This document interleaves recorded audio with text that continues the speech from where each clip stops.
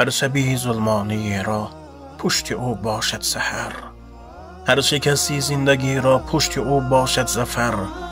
لیک بی مهری و خودبینی کنیم چون کور و کر، ترک دنیا می نماییم بی خبر از همدیگر.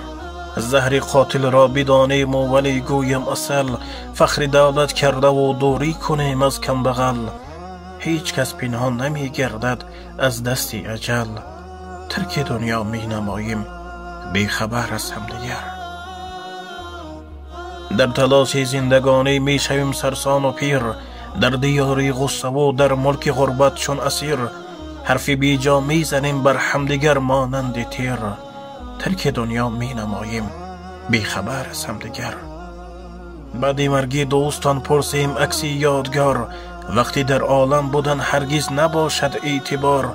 کنده بود زنجیر پیوندی خویشی و تبار، ترک دنیا می نماییم بی خبر از همدیگر. سود نیست گویم که انسانی نکوی و پاک بود، سود نیست گویم که خیلی آدمی بی باک بود، سود نیست گویم بعد مرگ او چالاک بود، ترک دنیا می نماییم بی خبر از همدیگر.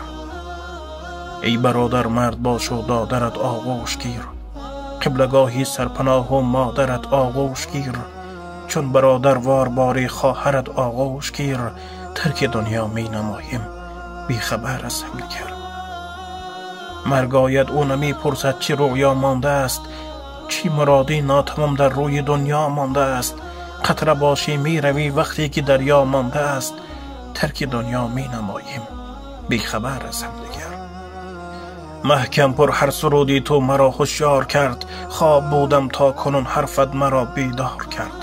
شکر می گویم اگر چندی که قسمت خار کرد، ترک دنیا می نماییم بی خبر از همدیگر. ترک دنیا می نماییم بی خبر از همدیگر.